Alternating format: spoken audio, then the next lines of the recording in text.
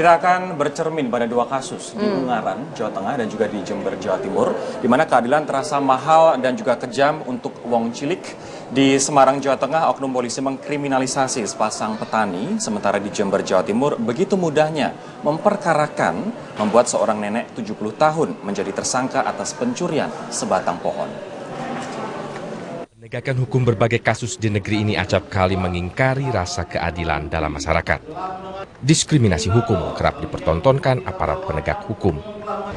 Sepasang petani asal Pringapus, Kabupaten Semarang, diajukan ke pengadilan atas dakwaan mencuri komputer milik seorang anggota Polri.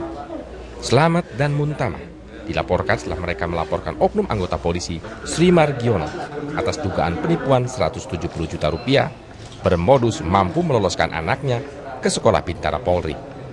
Slamet dan Muntamah sempat ditahan 2 pekan sebelum akhirnya hakim mengabulkan penangguhan penahanannya dalam sidang perdana.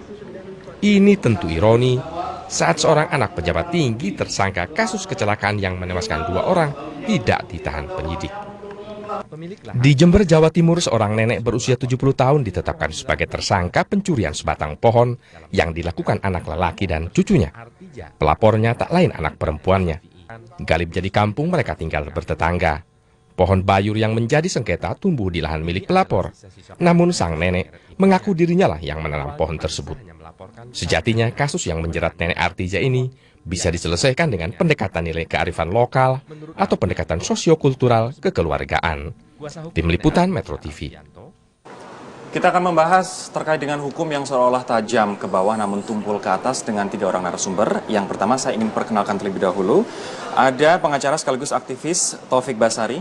Mas Tobas, selamat pagi. Selamat pagi. Dan juga mantan polisi sekaligus pengamat kepolisian Alphonse Lemau. Pak Alphonse, selamat pagi. Selamat pagi. Dan dari Ungaran, Semarang, Jawa Tengah, pemirsa maksud saya, sudah ada Ibu Muntamah dan juga pengacaranya, yakni Ibu Endah. Selamat pagi, Ibu-Ibu. Oke, kami akan berbincang dengan mereka berempat terkait dengan perkara yang mereka hadapi saat ini dan juga terkait dengan nenek yang dikriminalisasi akibat mencuri pohon di Jember, Jawa Timur. Terkait dengan 2 kasus ini yang ada di Ungaran, Semarang, Jawa Tengah dan juga di Jember, Jawa Timur. Di mana di Ungaran, sidang Slamet dan Muntamah masih berlangsung meskipun hakim telah mengabulkan penangguhan penahanan bagi mereka berdua. Kemudian untuk Bribtu Sri Margiono, oknum yang menipu terkait dengan penerimaan calon polisi bagi Slamet dan Margiono sehingga dia menerima uang 170 juta rupiah sudah divonis 12 bulan penjara. Tuntutan jaksa awalnya adalah 4 bulan, kemudian tuntutan jaksa ini ditolak oleh hakim sehingga hakim memutuskan vonis 12 bulan penjara. Kita juga mengapresiasi langkah dari kepolisian yang telah mencopot Kapolsek dan juga Kanit Reskrim dari Polsek Bergas, Semarang, Jawa Tengah. Sementara untuk kasus di Jember, kasus nenek Artija tidak ditahan, penangguhan penahanannya dikabulkan oleh hakim, oleh kepolisian, tapi berkas sudah dilimpahkan ke kejaksaan. Nah, kita akan membahasnya dengan 2 narasumber di sini dan juga 2 narasumber di Ungaran, Semarang, Jawa Tengah. Saya ingin ke Mas Tobas lebih dahulu, Taufik Basari. Mas Tobas, menjadi pertanyaan bagi kita semua, Marisa, kenapa hukum begitu tajam ke bawah dan tumpul ke atas? Kalau misalnya kita bandingkan dengan perkara Rashid Rajasa, dia tidak ditahan. Kemudian telah menewaskan 2 orang. Namun tuntutan pun juga, dakwaan pun juga sangat-sangat ringan begitu loh. Sementara dia juga tidak ditahan. Apa yang menyebabkan ini terjadi, Mas? Ya memang kondisi hukum kita harus kita akui masih seperti ini ya. Ketika dia berhadapan dengan orang yang punya kekuasaan, baik itu kekuasaan politik maupun kekuasaan uang, maka hukum menjadi tumpul. Tapi ketika dia berhadapan dengan orang-orang yang lemah, yang tidak mampu, yang tidak punya kekuasaan dan sebagainya, dia bisa sangat tajam. Nah, ini terjadi karena memang di proses hukum kita ini tidak berjalan secara otomatis gitu ya. Tidak terukur bagaimana proses penegakan hukumnya. Harusnya ketika ada satu proses hukum, kita bisa menghitung secara matematis gitu ya. Perbuatannya apa, bagaimana prosesnya, bagaimana nanti proses pembuktiannya dan bagaimana putusannya, harusnya bisa berjalan seperti itu. Tapi banyak anomali-anomali yang terjadi dalam kasus yang sama, misalnya pencurian gitu ya, tuduhannya pencurian, tapi anomali yang terjadi itu kalau misalnya pelakunya berbeda kedudukan sosialnya. Nah, kalau yang pencurian dilakukan oleh orang yang dia tidak punya kekuasaan, Sangat mudah ditersangkakan. sangat mudah tersangkakan, kemudian tidak ada bergening tertentu, artinya misalnya mau meminta penangguhan penahanan itu sulit dan sebagainya. Tapi sebaliknya ketika yang dihadapi adalah orang yang punya kekuasaan, dia bisa bernegosiasi, bahkan bisa bermain uang, bisa menekan secara politik dengan kekuasaan dan sebagainya. Itu bisa dilakukan. Nah, inilah yang menjadi PR kita semua, bahwa praktek-praktek itu masih terjadi. Jangan sampai ini terus berlanjut dan akhirnya kita akan kehilangan kepercayaan terhadap proses hukum itu sendiri. Iya, Nanti yang kan? saat ini terjadi, Betul sekali. masyarakat sangat tidak percaya dengan proses hukum. Nah, Kalau itu masyarakat dia. sudah tidak percaya dengan proses hukum, maka masyarakat nanti akan melihat bahwa Oke. jalan lain untuk mencari keadilan bukan melalui proses hukum. Nah, ini berbahaya sekali. Itu juga sudah banyak terjadi. Kadang-kadang saya sering sekali bertemu dengan orang-orang yang mungkin bersinggungan dengan hukum begitu, dan mereka biasanya mengatakan malaslah ke polisi, nanti makin ribet. Itu fakta. Saya ingin ke Pak Alphonse. Pak Alphonse, pendapat Anda tentang hukum yang kerap kali tajam dan tajam ke bawah, tumpul ke atas ini bagaimana, Pak? Kalau saya dari perspektif penegakan hukum, Yes. dalam sisi yang pernah saya jalani di kepolisian, sebenarnya apabila ada laporan tentang sebuah kejadian yang diduga sebagai tindak pidana, tugas-tugas kepolisian yaitu mengumpulkan sebanyak mungkin informasi dan data yang dapat dikategorikan sebagai alat bukti dan barang bukti, sehingga mengkonstruksikan apakah dari berbagai informasi dan data ini dapat merekonstruksikan sebuah pasal pidana yang dimaksud. Hanya itu pekerjaan penegakan hukum dari kepolisian. Nah, tahap selanjutnya dari anatomy of crime yang bisa dikonstruksikan oleh polisi tersebut dihadapkan kepada jaksa, dan jaksa berikan petunjuk sejauh mana unsur-unsur terpenuhi dan selanjutnya masuk ke proses peradilan. Tapi apakah proses peradilan seperti itu dari kepolisian, penyelidikan, kemudian penyidikan, kemudian tipe 21 ke kejaksaan, apakah buta, Pak? Maksudnya tidak melihat siapakah subjek dari pelaku ini. Misalnya Nenek Artija, mohon maaf, dia melakukan pencurian yang sebenarnya itu dilakukan di tanahnya sendiri, ditanam dia sendiri, dan ini adalah konflik keluarga. Kenapa kepolisian tidak kemudian merekomendasikan ini diselesaikan secara kekeluargaan, tapi justru malah mentersangkakan 3 orang itu, begitu? Dalam proses penegakan hukum itu terminologinya barang siapa. Jadi barang siapa itu siapa saja. Nah, nanti kalau soal hak atau kepemilikan dipersoalkan tersendiri, sehingga apakah ini masuk kategori pencurian dalam keluarga sebagai delik aduan. Nah, kalau delik aduan itulah yang nanti bisa dipikirkan atau dicarikan solusi apabila pihak pelapor, dalam hal ini yang pihak yang dirugikan, sepakat untuk tidak perlu dipersoalkan. Namun polisi tidak bisa memaksakan apabila unsur yang terpenuhi, misalnya pencurian, mengambil barang sebagian seluruhnya milik orang lain dengan melawan hak, dan pelakunya oleh orang yang dapat dipertanggungjawabkan. Apabila unsur yang terpenuhi, maka pasal lengkap. Nah, sekarang soal kepemilikan, ini kan jadi persoalan, siapa sebenarnya jadi pemilik, ini harus dibuktikan juga kan. Oke. Sebetulnya perilaku dari kepolisian itu seperti apa sih? Kalau saya mendengarkan ini sudah berkali-kali gitu, Pak Alphonse. Konsistensi, tegakan hukum, konsistensi. Apa gitu maksudnya? Apakah memang kepolisian itu sebenarnya mendengar atau tidak menurut Anda? Dalam hal ini memang polisi sebagai organisasi dengan jajaran pelaksana dari seluruh Nusantara itu mendengar secara baik dan setiap hari Tapi memperhatikan. melakukan nggak? Merubah atau tidak? Upaya untuk melakukan perubahan selalu dilaksanakan. Untuk itulah media-media komunikasi yang ada itu berfungsi untuk melakukan memberikan feedback dan kontrol sehingga keadilan bisa tegak.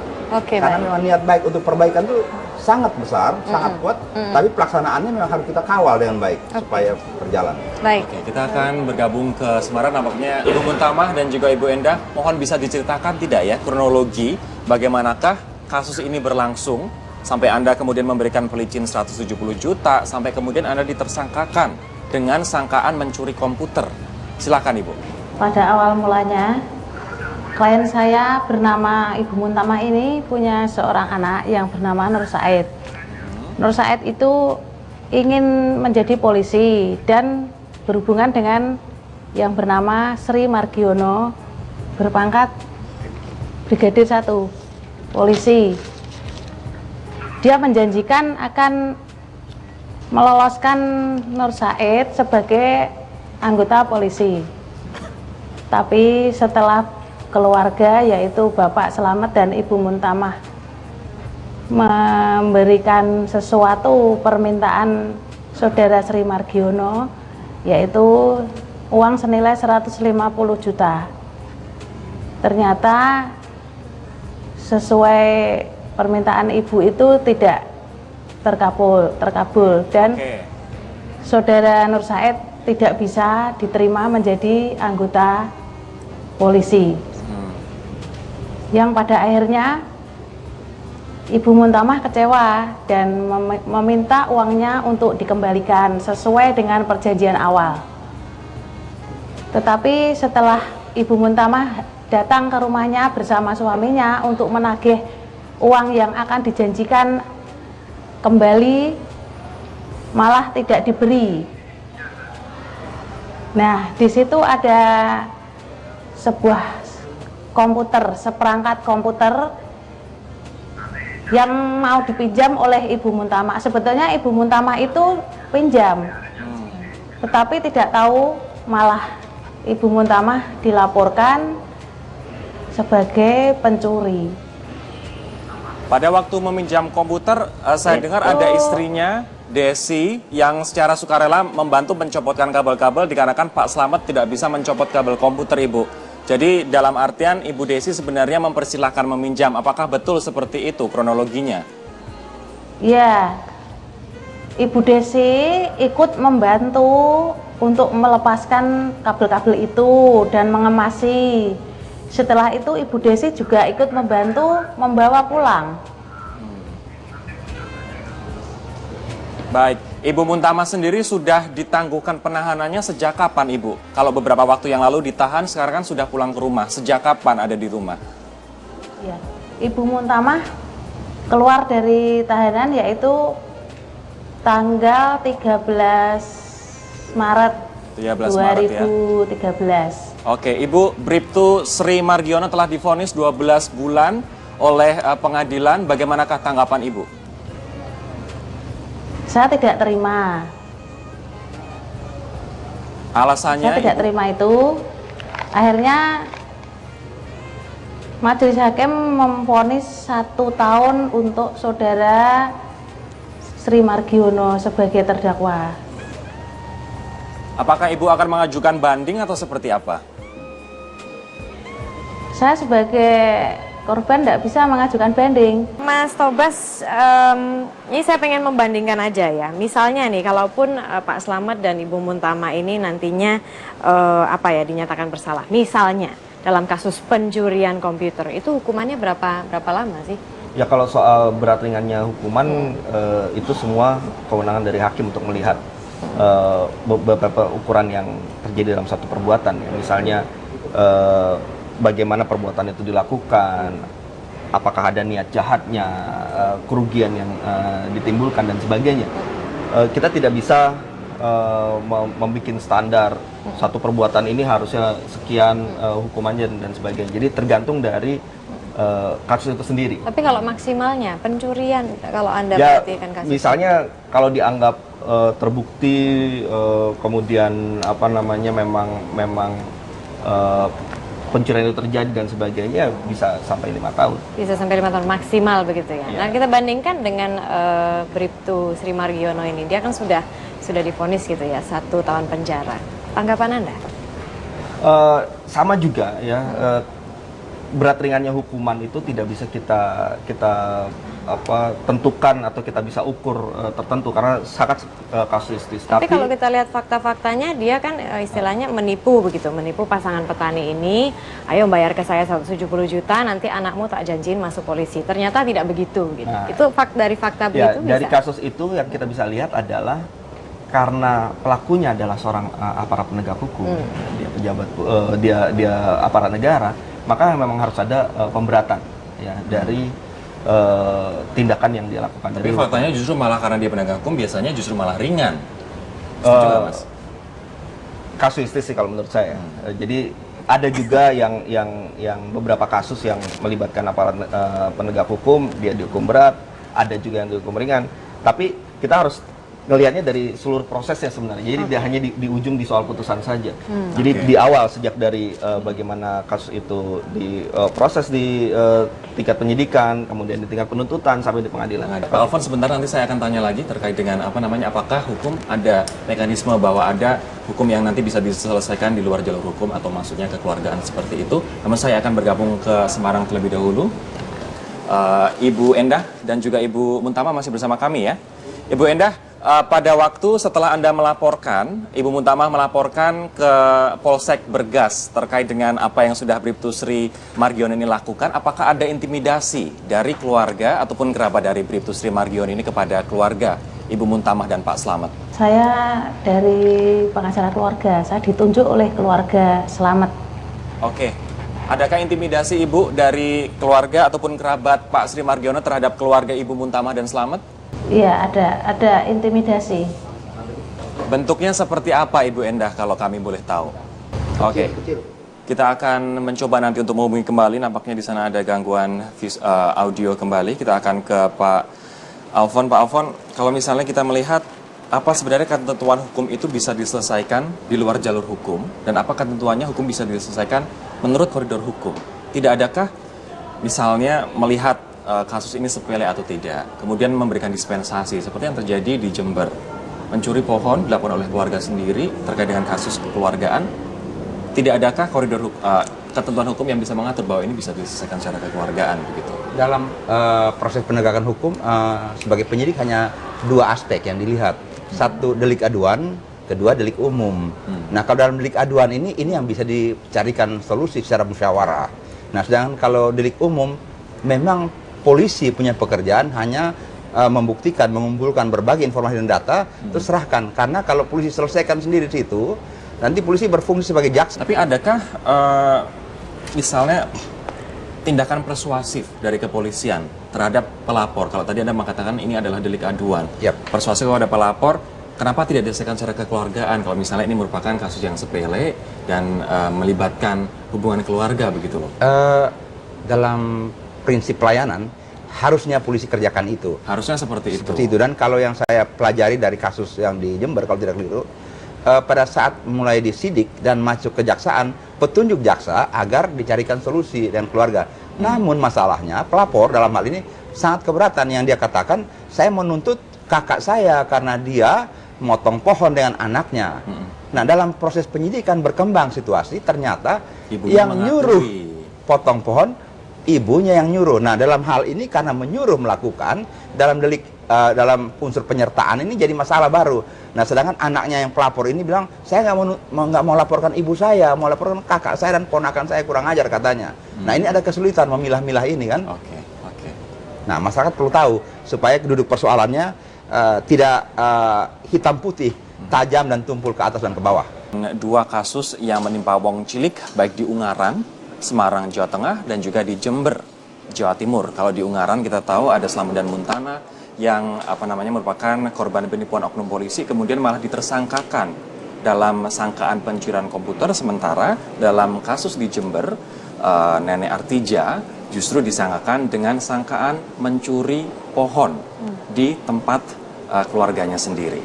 Saya akan langsung bergabung kembali ke Ungaran, Semarang, Jawa Tengah. Sudah ada Ibu Muntama dan juga Ibu Endah. Ibu Endah, setelah masa penangguhan ini, kan berarti kan tidak ditahan begitu ya. Proses hukum keberlanjutannya seperti apa Ibu? Apakah ada eksepsi atau seperti apa? Ini saya masih mengajukan eksepsi. Untuk sidang tanggal 27 nanti, yaitu jaksa penuntut umum menanggapi eksepsi saya. Isinya apa Ibu? Ya, kalau tanggapan seorang jaksa saya belum tahu. Enggak, maksudnya eksepsi Ibu nanti poinnya apa gitu?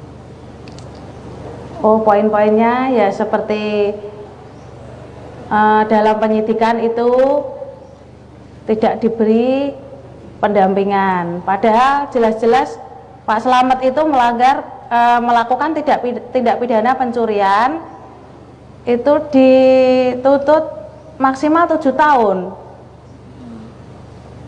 Menurut pasal 54 dan 56 Kitab Undang-Undang Hukum Acara Pidana kan sudah jelas terdakwa yang dipidana minimal kurang 5 tahun harus didampingi oleh seorang pengacara. Oke. Dan ini tidak terjadi pada Ibu Muntamah dan Bapak Slamet. Justru saya mendengar malah Iya. pada waktu sebelum ditahan oleh kejaksaan, Ibu, Pak Slamet disuruh tanda tangan suatu berkas yang isinya berkas ditutup oleh pihak kejaksaan, nggak boleh dilihat begitu. Apakah betul, Ibu? Iya betul itu. Bisa dijelaskan kemudian apa yang membuat Pak Slamet menandatangani berkas itu, kemudian yang selanjutnya dia kemudian ditahan oleh pihak kejaksaan? Iya, dalam waktu itu Bapak Slamet dengan Ibu Muntamah dijemput oleh seorang penyidik. Dia berkata akan diadakan mediasi dengan terlapor, yaitu Saudara Sri Margiono. Oke. Tetapi setelah sampai ke Polsek, ternyata kedua orang ini, yaitu Bapak Slamet dan Ibu Muntamah, dibawa ke kejaksaan Oke. dan bertemu dengan seorang jaksa bernama Ibu Ervina, sarjana hukum. Dan menurut keterangan dari keduanya, yaitu Bapak Slamet dan Ibu Muntamah, mereka suruh menandatangani sebuah surat yang tidak tahu isinya. Tapi dia orang desa, nggak tahu ya Pak ya. Iya. Ditutup, terus suruh tanda tangan. Setelah itu kemudian langsung dijebloskan ke penjara oleh kejaksaan, Ibu. Iya. Langsung dibawa mobil ke rutan. Oke. Oke, baik. Nah, Iya. Mohon ditahan dulu, Ibu, kami akan beralih ke narasumber yang ada di studio. Nah, Marisa. ini Pak Alphonse, kalau ada kejadian-kejadian kayak gini, ini kan cuma 1 atau 2 dari sekian banyak yang sudah terjadi bertahun-tahun begitu. Ini kan otomatis citra para penegak hukum ini kembali lagi tercoreng. Padahal saya yakin ada penegak hukum yang memang baik begitu ya, cuma ada juga yang bobrok. Nah, ini kalau gitu Kalau kata Gus Dur ada 3 polisi yang baik. apa? Ugeng, polisi tidur, sama patung polisi. Nah itu dia, jadi kira-kira bagaimana sih ya para penegak hukum ini kira-kira bisa apa ya, kasus-kasus seperti itu bisa berkurang atau harapannya bahkan hilang gitu, tidak terjadi lagi. Kira-kira apa ya, perbaikan internal apa yang bisa dilakukan? Sebenarnya perbaikan internal sudah banyak langkah yang dilakukan, namun banyak langkah tersebut rupanya belum efektif juga menyentuh bawahan. Dan demikian menurut saya, memang kecerdasan intelektual maupun spiritual dari para pimpinan untuk mampu mengawasi secara efisien dan efektif harus terus ditingkatkan. Contohnya, lebih lebar membuka ruang publik, sehingga apabila ada hal-hal yang seperti ini, masyarakat komplain, para pimpinan itu langsung terima, dengar, dan bereaksi. Nah, pimpinan-pimpinan semacam ini yang diharapkan oleh masyarakat, sehingga kalau dia katakan contoh di Mabes Polri itu, kami anti KKN, itu posternya segede gajah. Tetapi masyarakat mentertawakan karena mana yang anti KKN, mana anti kekerasan. Dan kadang-kadang kita lihat dalam proses penyidikan, tiba-tiba seorang yang akan jadi tersangka yang awam hukum, supaya hak hukumnya tidak dilanggar, tiba-tiba ada pernyataan dari si bodoh ini, saya menyatakan tidak perlu dampingi oleh penasihat hukum. Padahal ancaman di atas 5 tahun.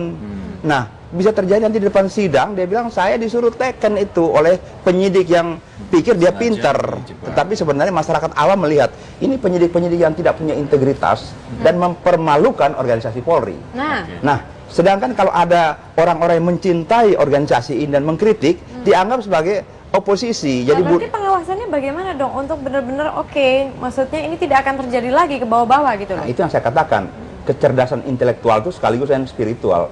Jadi pimpinan punya telinga lebih lebar untuk mendengar kritikan ataupun masukan dari masyarakat gitu. Kita terakhir akan bergabung ke Semarang terlebih dahulu Baik. untuk mendengar harapan Ibu Muntamah dan juga Ibu Enda. Apa sebenarnya harapan dari Pak Slamet dan juga Ibu Muntamah dalam kasus ini? Harapannya saya ingin uang saya kembali 170 juta, Bu.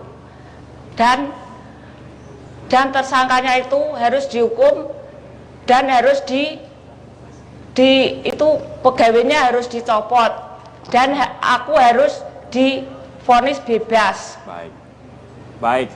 Ibu Muntamah, terima kasih. Semoga apa yang Anda sampaikan didengar oleh hakim sehingga bisa menimbang siapa yang salah dan siapa yang benar dalam kasus ini dan memberikan putusan yang benar-benar memenuhi rasa keadilan bagi masyarakat. Terakhir saya ingin ke Mas Bas. Mas Bas, terkait dengan dua kasus ini, apa kesimpulan Anda? Apakah memang hukum sebegitu tajamnya ke bawah dan ke atas, itu sudah tidak ada harapan lagi bagi masyarakat kecil, atau apa yang bisa kita, masyarakat bisa kita dorong ya, untuk mendorong kepolisian, kejaksaan, hakim, memperjuangkan keadilan sesuai dengan rasa keadilan?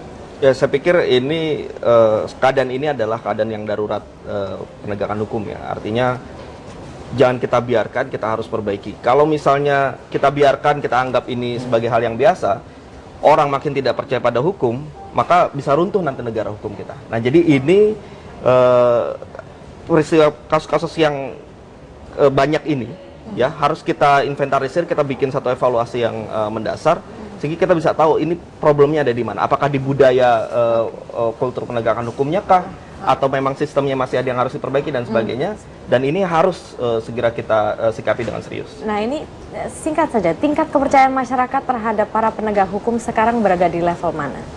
Berada di level nadir. Nadir bisa meruntuhkan apa tadi, Mas? Negara hukum. Negara hukum. Itu penting loh. Sangat penting. Penting banget. Oke, terima kasih Pak Alphonse. Terima kasih Mas Taufik Basari atas waktunya.